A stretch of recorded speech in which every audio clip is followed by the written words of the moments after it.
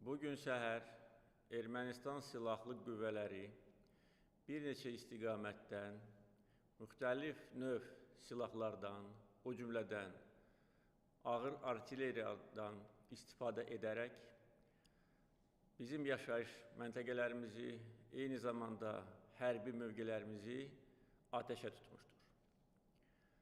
Düşmən atəşi nəticəsində mülki əhali və hərbçilərimiz arasında itkilər var, yaralananlar var. Allah şəhidlərimizə rəhmət eləsin. Onların qanı yerdə qalmayacaq. Azərbaycan ordusu hal-hazırda düşmənin hərbi mövqələrinə atəşlər, zərbələr endirir və bu zərbələr nəticəsində düşmənin bir çox hərbi texnikaları sıradan çıxıbdır. Bu erməni faşizminin növbəti təzahürüdür. Son vaxtlar Ermənistanın Azərbaycana qarşı hərbi təhribatları müntəzəm xarakter almışdır. İyul ayında Ermənistan-Azərbaycan dövlət sərhədinin Tovuz istiqamətində yenə də artilleriya atəşi nəticəsində hərbçilərimiz və bir mülki şəxs həlak olmuşdur. Heç kəsə sir deyil ki, ilk atəşi, o cümlədən artilleriya atəşini Ermənistan açıbdır və ilk həlak olanlar da məhz Azərbaycan hərbçiləri olmuşdur. Azərbaycan düşmənə layiqli cavabını verdi və 1 santimetr irəliyə gedə bilmədi. Düşmən dayandırıldı, ölkəmizin ərazi bütövlüyü qorundu. Sarsıdıcı zərbələr nəticəsində Ermənistan tərəfi məcbur olub acı məğlubiyyətlə razılaşdı. Və mən bu barədə demişəm, bir də demək istəyirəm.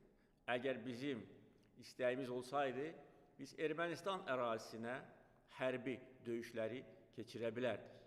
Ancaq bizim Ermənistan ərazisində hərbi hədəflərimiz yoxdur və belə olan halda bir neçə gündən sonra atəş dayandırılmışdır. Hansı məqsədi güdürdü Ermənistan bu təhribatı törətməklə? İlk növbədə Azərbaycan torpaqlarının işğalı onların planındadır və onlar bunu gizlətmirlər. Onların hərbi siyasi rəhbərliyi Azərbaycanı yeni işğalla hədələməyə çalışırdı.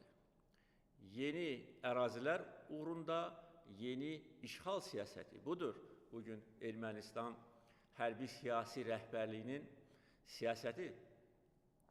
Digər səbəb Ermənistanda mövcud olan çox ciddi sosial, iqtisadi və sosial məsələlərindən ölkə əhalisinin fikrini yayındırmaq və Azərbaycandan düşmən obrazı yaratmaqdır. Digər səbəb ondan ibarətdir ki, Ermənistan hər vəclə çalışır ki, danışıqlar prosesi pozulsun və deyə bilərəm ki, buna nail olub.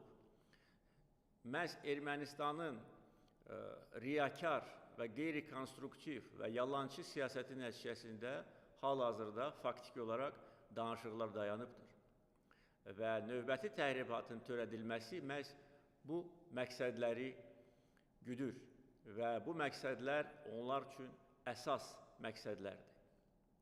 İyul ayında Azərbaycan düşmənə layiqli cavabını verdi, öz ərazi bütövlüyünü qorudu və bir də göstərdi ki, Azərbaycanla hədə-qorxu dili ilə danışan bundan peşman olacaq. Əfsuslar olsun ki, onlar üçün bu dərs olmadı. Halbuki mən iyul təhribatından sonra demişdim ki, bu Ermənistanın acı məğlubiyyəti onlar üçün dərs olmalıdır. Avqust ayında Ermənistan növbəti hərbi təhribata əl atdı. Bu dəfə Azərbaycana diversiya qrupu göndərilmişdir və diversiya qrupunun başçısı saxlanılmışdır. Azərbaycan hərbçiləri tərəfindən saxlanılmışdır və hal-hazırda ifadələr verir. Və bu ifadələrdə açıq-aydın göstərilir ki, bu planlaşdırılmış təhribatçı diversiya qrupu Azərbaycana terror aktları törətmək üçün gəlmişdir. Mülki əhaliyə qarşı və hərbçilərimizə qarşı. Və növbəti hərbi təhribat bugün Ermənistan tərəfindən törədildi və qeyd etdiyim kimi bu dəfə onlar öz cəzasını alıblar və alacaqlar. Ermənistanın təhribatları eyni zamanda Ermənistan rəhbərliyi tərəfindən verilən bəyanatlarda da öz əksini tapır. Ermənistan baş naziri bir il bundan əvvəl işğal edilmiş torpaqlarda Xankəndidə demişdir ki, Qarabağ Ermənistandır və nöqtə. Birincisi, bu yalandır. Qarabağ Azərbaycandır və mən bu məsələ ilə bağlı öz fikirlərimi dəfələrlə bildirmişdim. Qarabağ Azərbaycandır və nida işarəsi. İkincisi, bu təhribat xarakterli bəyanat faktiki olaraq danışıqlar prosesinə vurulan böyük zərbə idi. Əgər Ermənistan baş naziri deyirsə ki, Qarabağ Ermənistandır, onda hansı danışıqlardan söhbət gedə bilər? Bununla paralel olaraq Ermənistan rəhbərliyi artıq 2 il ərzində dəfələrlə bəyan edir ki, Azərbaycan Ermənistanla yox, Dağlıq Qarabağ, qondarma Dağlıq Qarabağ Respublikası ilə danışıqlar aparmalıdır. Bu da danışıqlar prosesinə vurulan böyük zərbədir. İlk növbədə Azərbaycan heç vaxt oyuncaq xunta rejimi ilə hər hansı bir danışıqlar aparmayacaq. İkincisi, danışıqlar formatını dəyişdirmək cəhdləri bir daha onu göstərir ki, Ermənistanın əsas məqsədi danışıqları pozmaq və status quo-nu saxlamaqdır.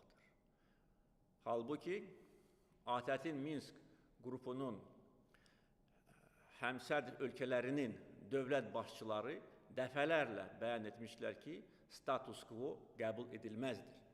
Və bu o deməkdir ki, işğala son qoyulmalıdır. Ermənistanın bizə qarşı təhribatları bu faktlarla bitmir. Bu yaxınlarda bizim Azərbaycanın qədim şəhəri olan Şuşa şəhərində qondarma kriminal xunta rejiminin başçısının dırnaqarası and içmə mərasimi keçirilmişdir. Bu təhribat deyilmi? Bu bizə qarşı təhqirdir. Onlar hesab edirlər ki, biz bu təhqirlə barışacağıq, razılaşacağıq. Onlar şuurlu şəkildə bizi təhribatlara çəkirlər və bunun acı nəticələrini onlar görəcəklər. Bu yaxınlarda qədim Azərbaycan şəhərində Şuşada qondarma Dağlıq Qarabağ Respublikasının parlamentin köçürülməsi haqqında qərar qəbul edildi. Bu növbəti təhribatdır. Bu yaxınlarda Ermənistan baş naziri bəyan etmişdir ki, 10 minlərlə insanı birləşdirən könüllü, dırnaqarası könüllü hərbi birləşmələr yaradılacaqdır. Nə üçün bu lazımdır? Kimə qarşı bunlar vuruşacaqlar? Bu, Azərbaycana qarşı bugün törədilən təhribatın hazırlıq mərhələsi idi. Və mən artıq bir neçə dəfə demişdim, o cümlədən BMT kürsüsündən bu yaxınlarda demişdim ki, Ermənistan yeni müharibəyə hazırlaşır və Ermənistan dayandırılmalıdır və dayandırılacaqdır. Ermənistan işğal edilmiş torpaqlarda qanunsuz məskunlaşma siyasəti aparır.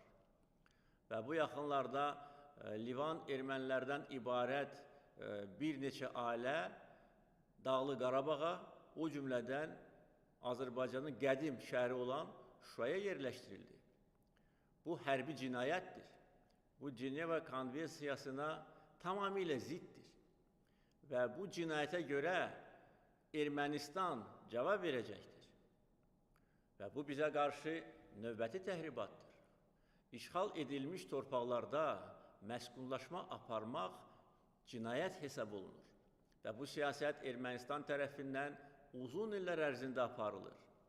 İş burasındadır ki, Ermənistanda mövcud olan ağır iqtisadi, siyasi və sosial vəziyyətinə görə ölkə əhalisi azalır. Ermənistanda demoqrafik böhran yaşanır və onlarda insan resursları yoxdur ki, işğal edilmiş torpaqlarda öz adamlarını yerləşdirsinlər. Ona görə xaricdə yaşayan ermənilərə ümid edirlər. Və hal-hazırda bu siyasət davam etdirilir. Bununla paralel olaraq bizdə olan dəqiq məlumata görə bizim bəzi işğal edilmiş ərazilərində Ermənistan qanunsuz məskunlaşma aparıbdır. Bizim rayonlarımızın adları dəyişdirilir, kəndlərimizin adları dəyişdirilir. Azərbaycanlıların tarixi irsi silinir, bizim tarixi abidələrimiz dağıdılır, Azərbaycan məscidləri dağıdılır, təhqir edilir. Bizim məscidlərimizdə Ermənistan inək, donuz saxlayır. Bu, bütün müsəlman aləminə ən böyük təhqirdir. Və bizim əcdadlarımızın qəbirləri traktorla dağıdılır. Bunu edən faşistlərdir, vandallardır, vəhşilərdir. Eyni zamanda işğal edilmiş torpaqlarda, bu yaxınlarda keçirilmiş hərbi təlimlər bizim üçün növbəti Ermənistanın təhribatı sayılmalıdır. Çünki bu təlimlərin bir məqsədi var, Azərbaycana hücum etmək, mülki əhalini ateşə tutmaq və yeni torpaqları işğal etməkdir. Bütün sadaladığım faktlar bir də onu göstərir ki, bugün regionda təhlükə mənbəyi Ermənistandır və onun çirkin siyasətidir. Azərbaycan heç bir təhribata əl atmamışdır.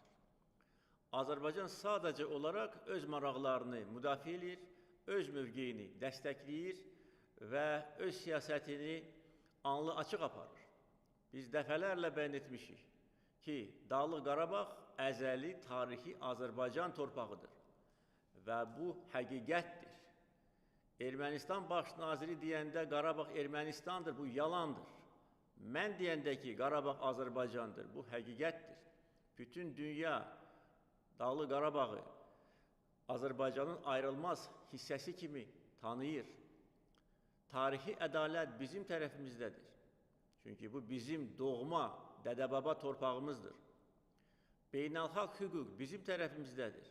Bütün beynəlxalq təşkilatlar Azərbaycanın ərazi bütövlüyünü tanıyır. Bütün ölkələr Azərbaycanın ərazi bütövlüyünü tanıyır. Və beynəlxalq təşkilatlar çərçivəsində qəbul edilmiş qərar və qətnamələr Dağlıq Qarabağın Azərbaycana məxsus olduğunu açıq-aydın təsbit edir.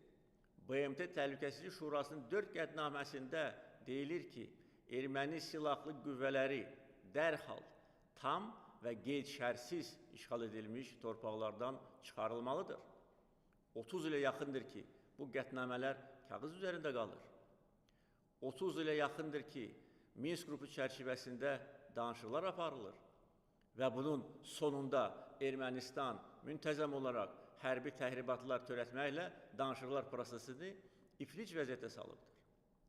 BMT-dən başqa bütün digər aparıcı beynəlxalq təşkilatlar bizim haqlı mövqeyimizi müdafiə edir. Qoşulmama hərəkatı BMT-dən sonra ikinci ən böyük beynəlxalq təsisatdır ki, bugün Azərbaycan bu təsisata sədrlik edir. Onlar münaqişə ilə bağlı ədalətli qətnamə qəbul etmişdir. İslam Əməkdaşlıq Təşkilatı ədalətli qətnamələr qəbul etmişdir. ATƏT-in qərarları, Avropa Parlamentinin qətnamələri bizim mövqeyimizi dəstəkləyir və bizim mövqeyimiz beynəlxalq hüquqa və ədalətə əsaslanır. Biz öz torpağımızda vuruşuruq. Bugün Azərbaycan ordusu Azərbaycan torpaqlarında düşmənə sarsıdıcı zərbələr endirir. Bugün Azərbaycan ordusu öz torpağında Azərbaycanın ərazi bütövlüyünü qoruyur, müdafiə edir. Erməni əskərinin bizim torpağımızda nə işi var? Ermənistan ordusunun bizim torpağımızda nə işi var? Heç kəs üçün sir deyil ki, dırnaq arası Dağlıq Qarabağ ordusunun tərkibində olan şəxsi heyətin 90%-i Ermənistan vətəndaşlarından ibarətdir. Və Ermənistan işğalçı dövlətdir. Və bu işğala son qoyulmalıdır və son qoyulacaqdır. Biz haqq yolundayıq, bizim işimiz haqq işidir və biz zəfər çalacağıq. Qarabağ bizimdir, Qarabağ Azərbaycandır.